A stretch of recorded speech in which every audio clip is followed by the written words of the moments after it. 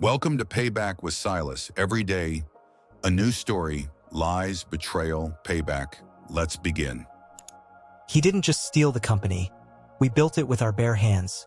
He sold it behind my back to launder cartel money, then vanished across the border while I was pitching to investors. My name is Lucan Merritt. I'm 34 years old, born and raised in Flagstaff, Arizona. I never imagined that the person I considered my brother, my co-founder, my best friend, would end up being the reason I sat in a federal investigator's office, trembling with fury and disbelief. I met Rowan Kell at a venture accelerator in Austin, Texas, 5 years ago. He wasn't like the others. He was magnetic, confident in the kind of way that makes VCs lean forward. He had a genius mind for infrastructure automation, and I had the back-end engineering skills to make anything he dreamed real. We clicked. In 2 months, we had a prototype. In 6, we raised $1.2 million in seed funding. We called it Parallax Gray, a platform that used predictive AI to optimize cloud spend for enterprise DevOps teams. Boring to most people, revolutionary to those who knew. Rowan handled the front end of the business networking, fundraising, press. I stayed in the codebase, built the team, and ran operations. I trusted him with everything. He even lived in my spare room for over a year while we were bootstrapping. Then came the call that would change everything. It was a Tuesday morning in November. I was in San Francisco, getting ready to present at the Redwire Summit, our biggest industry conference yet. I hadn't heard from Rowan in 3 days, which was odd, but not unheard of during crunch time. Then our general counsel, Mara, called me. "Lucan, are you aware the company was sold?" "What? Sold to who?" She hesitated.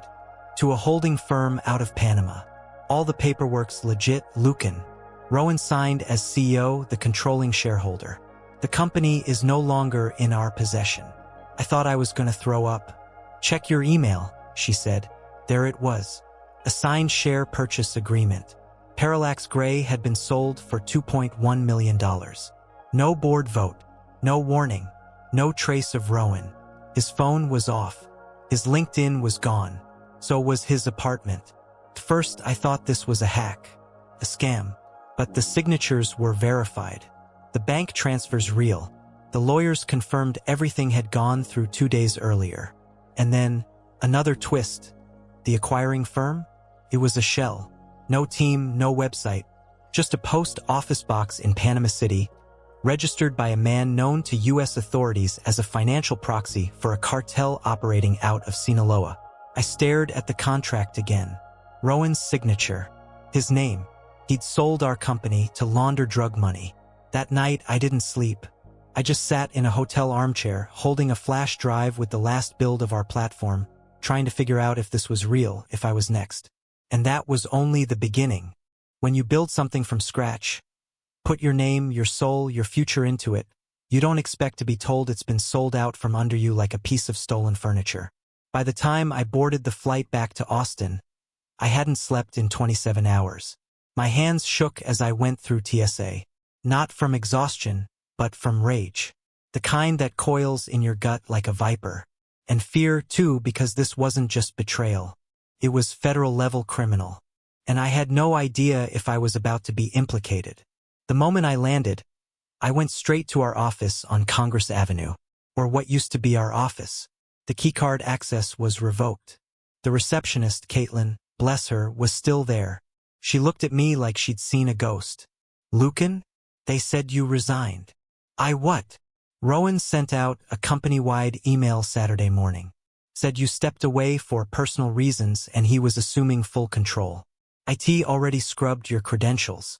"I'm so sorry." I pushed past her into the glass lobby anyway. Our logo was still on the wall. Parallax Gray, sleek in matte silver. It was like staring at the tombstone of a murdered friend. I called Mara again. "I need to talk to someone. Now, not a lawyer. Someone who handles criminal fraud." There was a pause. Then she whispered, "We've already reported it." I froze. "Reported what?"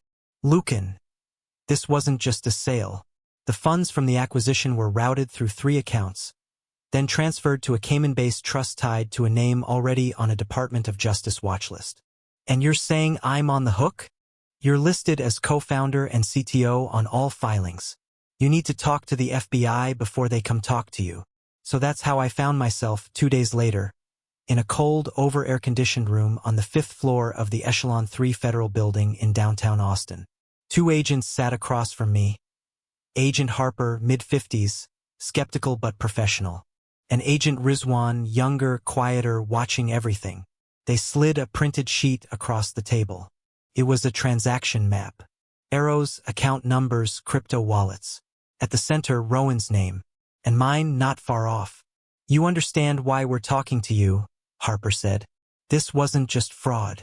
The money moved through shell corporations tied to narcotics operations under active investigation. This is serious, Mr. Merritt. I nodded. I didn't know. I swear. I didn't see this coming.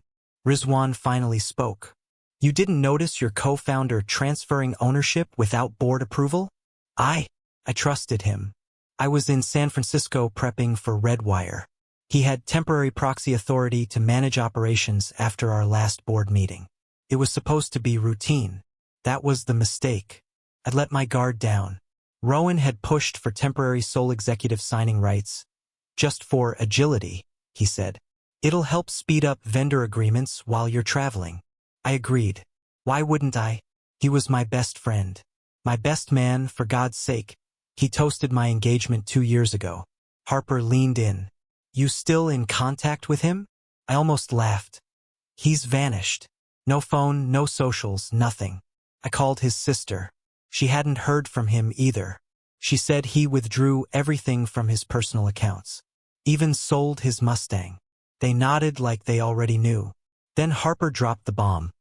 We believe Rowan fled to Belize 3 days ago using a forged passport. We're working with international authorities, but extradition's going to be tricky, especially with the kind of money involved. I looked down at my hands, wondering how many years I'd spent building a dream that ended up being a money laundering front for drug lords. How long had he planned this? Was it always the endgame? Rizwan slid a card toward me. You'll be our point of contact from here on out. Don't leave the state. We're not charging you yet. But you're not just a witness here, Mr. Merritt. You're collateral damage in an international criminal operation. And if there's more to the story, we'll find it.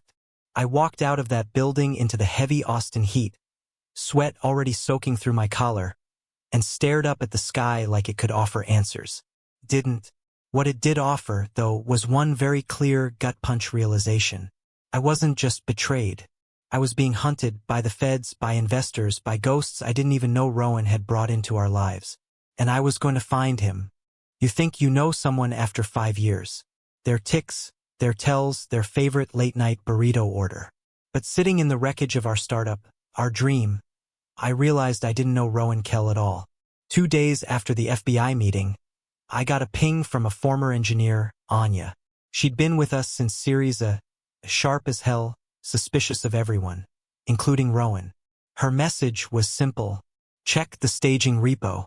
Look at the commits from October 29th. Something's off.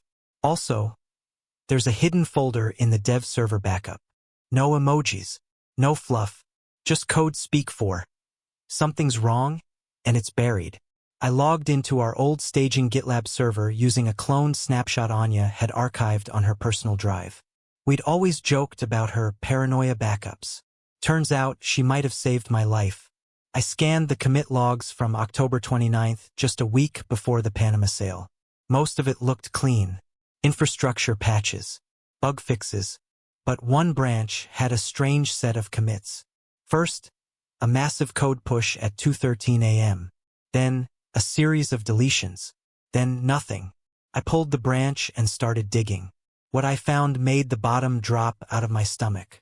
It wasn't our software. It looked like a parallel version of our platform, same interface, but stripped down, modularized. Bare bones. Portable. You could spin it up in minutes on a private cloud and start running infrastructure workloads without touching US-based servers.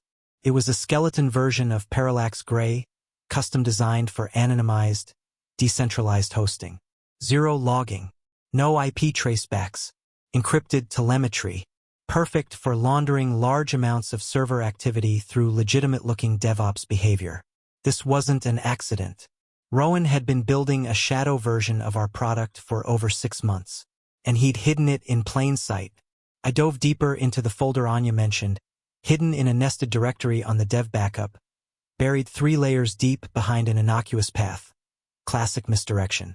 Developers always stash things in deprecated. Inside, PDFs, screenshots, encrypted key lists, and a markdown file simply titled Revenue Channel Beta MD. It read like a roadmap from hell. Revenue Channel Beta. Objective: use PG's backend as a distributed shell for laundering excess payload traffic for non-domestic clients. Tools: custom fork, blind load balancing, rotating account pools via straw LLCs, C folder anchorage. Compensation: equity stake converted via phantom stock, offshore fund, Panama Cleanhouse Holdings. Risk low. Lucan is blind. Trust factor high. Leverageable if needed. Termination plan: 72H cycle. All logs purge. Backup routed through kind systems. I froze at the line. Lucan is blind. That wasn't just cold. That was calculated. I was a checkbox in his op. A variable to control. A lever to pull. Rowan hadn't betrayed me in the moment. He'd been planning it for months. Possibly since we landed our Series B. The Panama sale wasn't an exit. It was a clean out. I sent all of it, everything, to Mara and the FBI. Within hours, Agent Rizwan called me directly. He sounded less patient this time. We've just received your submission. You understand what this means? I do. This isn't just fraud anymore. It's international laundering through tech infrastructure. This puts Parallax Gray under the lens of the Foreign Asset Task Force. You may be eligible for protective status as a cooperating witness. What does that even mean? It means Rowan isn't just in trouble. He's made you a target. He paused. And we need to talk about Anchorage. What's Anchorage? That's what we want to know. Because every company listed in that folder is real. Every single one. And you're named as a co-founder on at least 3. My head spun. I hadn't signed anything. Hadn't registered any company other than Parallax Gray. But Rowan had everything: my digital signature certs, old PDFs I'd used to sign internal docs, even a scan of my passport for a conference in Denmark 2 years ago. He could have used me to create entire companies on paper. Fronts. Shells. I leaned back in my chair and realized this wasn't about revenge anymore. Or justice. This was survival. And if I didn't act fast, I was going down with the man who set the fire. At some point, something in me broke. Not loudly, not all at once. It was quieter than that, like a floorboard snapping under slow pressure. I stopped hoping the FBI would fix this. They had their own pace, their own priorities. And I wasn't on top of that list. Not when international cartel money, shell corporations, and encrypted servers were flying in 10 directions.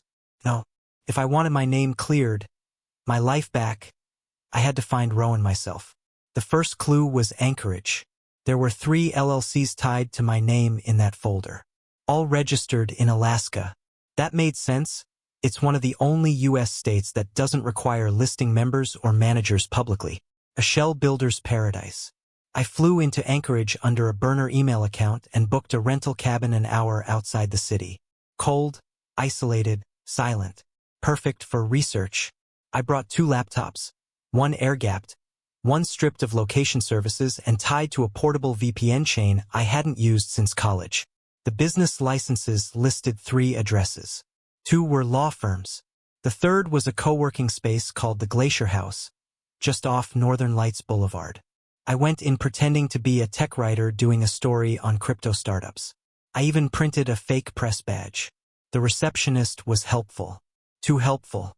Oh yeah, Marion Tech, they had a box here for like 6 months. Some guy would show up late, grab mail, leave. Never worked from here. Any name? She paused.